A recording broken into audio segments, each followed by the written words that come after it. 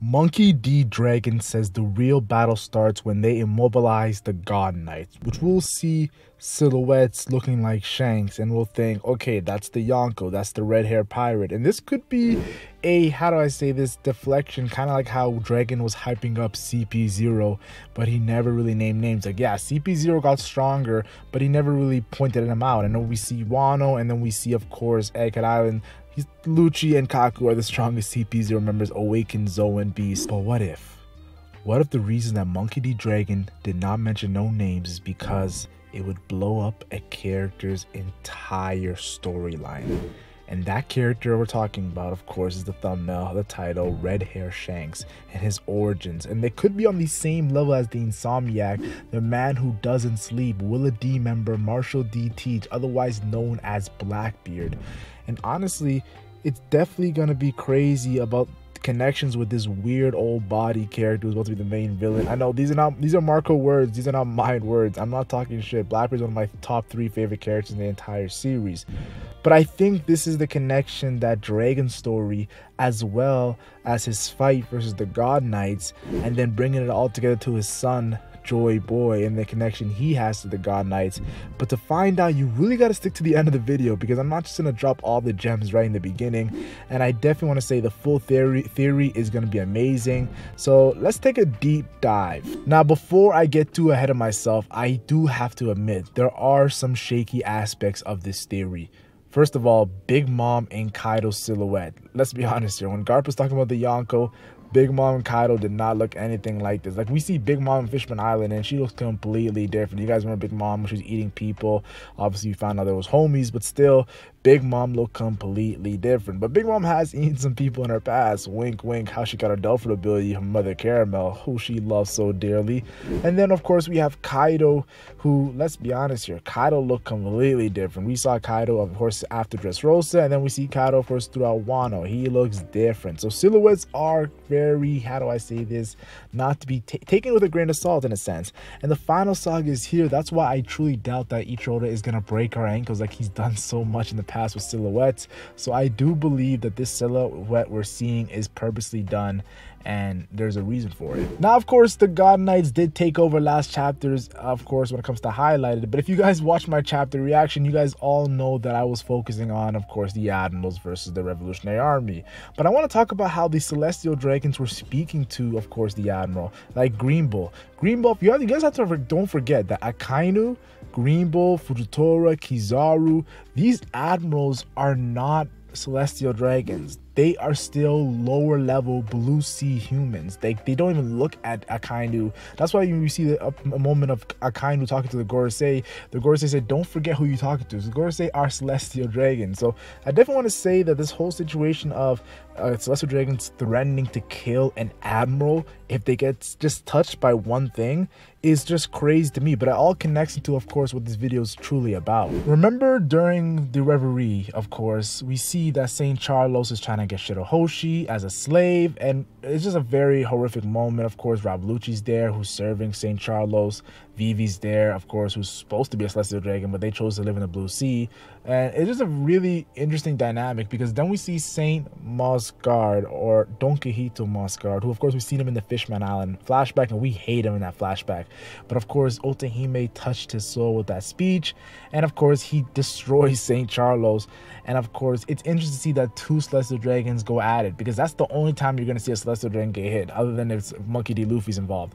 That's when, of course, another Celestial Dragon is hitting that Celestial Dragon.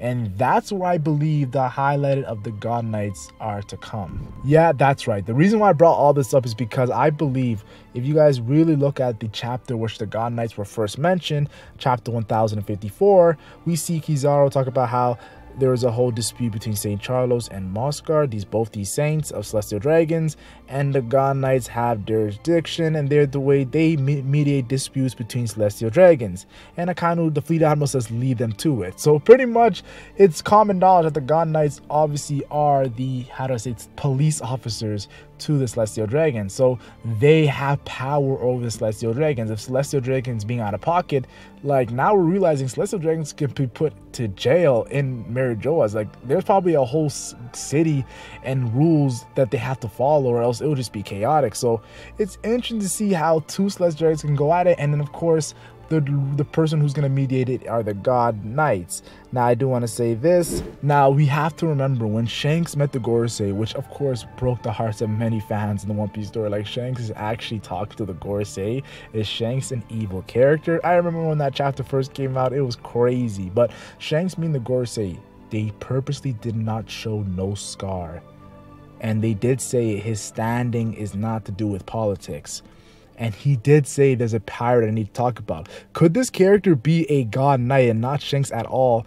And could this character be talking about Shanks? That would be the craziest mind fuck if he's talking about Shanks, like this character that we saw in chapter 907. Now, truly, I do think that, of course, there's obviously, we have to talk about the connections of Red Hair Shanks and, of course, the Figaro family. But I don't think this was pretty much a mix-up by Ichiro Oda. I do think that was Shanks, but I do think it's connected to the God Knights, which I'm going to explain further in this video. You guys ever remember a scene of Shanks early on in the story where he meets Whitebeard and Whitebeard says, "My scar aches every single time I see your face"? Now, everyone thinks of Goldie Roger. Of course, Goldie Roger and Whitebeard had the most amazing battles. We've seen it recently in the flashback, Kozuki Oda's flashback to be exact. Just wonderful scenes. But now that we think about it, people are trying to say after the whole Rocks reveal that, of course, Shanks could be connected to the Rocks, and they could not be a connection. Shanks could be a Willie D. Rocks D. Shanks. Remember that whole theory that came out? I made a whole entire video about that years ago. So I do think, of course, there's people who thought it was Roger. That's why Whitebeard said it. Then people thought it was Rocks, his former captain. And now we have the whole situation of during God Valley, the arc, literally the arc of the flashback of the God Valley incident. Could the God Knights be involved? And could Whitebeard have fought a God Knight? Because we always think, who fought Whitebeard? We know Garp and Roger fought Rocks, but who fought Whitebeard, the world's strongest man? Like, that is just crazy to think about. And imagine if, of course, it's someone related to Shanks, someone part of the Figaro family that fought, of course, Whitebeard, who also belongs to the God Knights. And that could just be, it's just crazy that Ichiro in the final saga is still bringing new twists and plot points that we just did not expect. But you know, it's something I did not expect, being so close to 100K subscribers, but a lot of you guys just watching my videos, enjoying it, but not helping out the channel. That's how I still produce videos for you guys. I've been making videos for you guys for 7 long years, so please subscribe to the channel. It would mean the world to me, of course, and like the video if you want crazy theories like this. Of course, I really want to give you guys the best content, so turn on notifications so you guys can watch my videos as soon as they get dropped.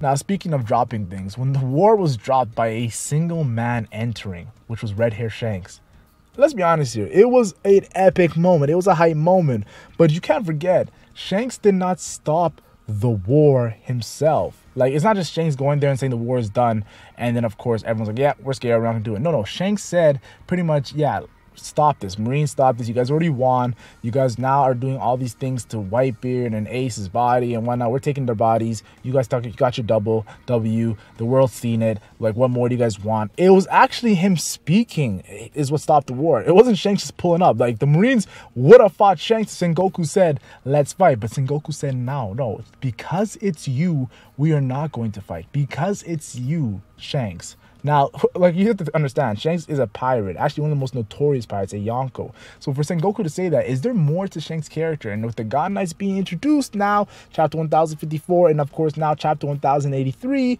let's be honest here, the final saga is where the God Knights are really getting put into action. Did this connect to Marineford's war being ended by Shanks? Now, this also could explain Garp's extra hate to Shanks. I always thought maybe Garp's extra hate to Shanks was because, of course, the God Valley incidents. We know that Shanks was there. Shanks was founded on God Valley in a chest, and maybe that's because Shanks is related to Rocks, and of course, maybe that's why Garp has an extra hate for Shanks. But now that I'm thinking about it, maybe the God Knights had a crazy involvement in that moment, and Garp had interactions with God Knights. And we know Garp doesn't like Celestial Dragons, and that the God Knights are the strong, powerful Celestial Dragons that actually are combative. That would be crazy, because we know the Gorosei are, we don't know if they're crazy strong, but we know the Gorosei are the leaders pretty much that serve Imsama and behind the curtains, and they are pretty much the, if I'm gonna put it to good words, they are like the politicians of course the world. But the God Knights seem to be the people that actually mediate disputes between celestial dragons, so they could be more on the forefront interacting with, of course, Garp and God Valley. So of course, everyone's like, okay, well, I think maybe, Mac, you're looking too much into it. Luffy became a pirate. Garp wanted Luffy to become a Marine. Shanks is the reason. That's it. But I think there's always more to the story when it's Ichiro Oda. This also could explain Green Bull not wanting to fight Shanks during, of course, Wano, the end of Wano. Well, you're probably thinking, no, Green Bull just got punked. Like, Shanks with his whole crew pulled up, uses Conqueror's Haki that had Wi-Fi, of course, connection. It got to Green Bull, and he's like, yeah, I do not want the smoke. But I'm thinking Green Bull is a character that took down, of course, King and Queen after the war. He took down, of course, Weevil, and of course he was fighting on, of course, Mary Joaz. And he looks like an incredibly powerful character who can take Conqueror's Haki coded attacks by Yamato. So I'm just thinking, when he says it's not time to fight you yet, is it because of Shanks' connection to, of course, the God Knights? Now, of course, that could be reaching, and I will agree, it could be reaching. But you know what's not reaching is me shouting out my thumbnail artist. Of course, the thumbnail was done by the Two-Horned One. And honestly, I've always done thumbnails myself on this channel. If you've been following this channel for 7 years, you guys know I've always made my own thumbnails. So first time ever making a thumbnail by a thumbnail artist, I gotta show respect. I can't lie to you. It feels good to have, of course, someone's artwork as my thumbnail. And I plan to do more of this in the future. So of course, if you guys like it, tell me your thoughts down in the comment section. Now, what I thought was very interesting is when we first meet Eustace Kid, not of course him fighting Scratchman Apu, but of course him during the auction. And he talks about how the celestial dragons make the greedy nobles of the world look humane. Like, he even says that us, we have our bad side, but we also have our cute side. Like, honestly, the fact that they don't even have that, it was just pretty much, how to say, is disgusting in a sense. He even says, like, if he finds someone that, of course, is, like, pretty valuable, we should buy them, of course. He's obviously talking about, like, a strong character, a strong pirate that was up for sale. He would have bought him and, of course, freed him and tell him to join our crew. That's what Kid is mentality. But just want to say that the fact that now we have Kid, who, of course, recently got packed out by Shanks, could that all be poetic in a sense? If, of course, the Kid, the person he's talking about early on in the story, packed him out and ended his pirate career? Wow, Ichiro Oda, that would be crazy. Now, of course, we all know Film Red was a Shanks movie. We had moments where Shanks, of course, had Kizaru putting his hands up, and everyone's talking about he's speedblitzing Kizaru, and Kizaru was the one who's the first ever character to mention the God Knights, so that would be another poetic scene by Ichiro Oda. But I want to talk about how the Gorosei mentioned, of course, that Uta might be involved with the Figarlan family because of her relation with Shanks, which obviously now the connection of Shanks be a celestial dragon being brought up. Now, I do want to say this is an assumption, but Film Red definitely had us scratching our chins, scratching our beards if you have beards. Now, we know Shanks is from the West Blue. He actually bought sake from the West Blue for Whitebeard. His home, of course, blue. Everyone has their home blue, like Luffy's East Blue.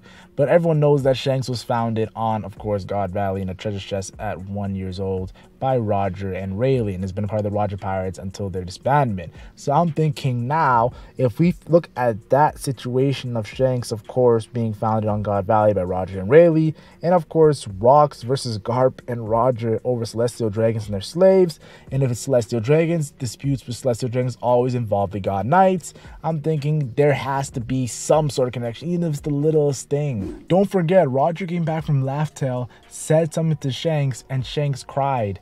Is that because Roger, who went to Laugh Tale and found out everything, the truth about the world, said something to Shanks that had to be involvement with where he was found, the God Valley, maybe the God Knights, and the historic origins of the 4th century to now, and how the world is how it is? Who knows, guys? Then me, as a fan, I always think about how Who's Who was just so confused why Shanks was fighting that HCP agent's ship, who, of course, Shanks did that because they had the Nika Alpha ability, which they didn't even know. They thought it was just the Gomu Gomu no Mi.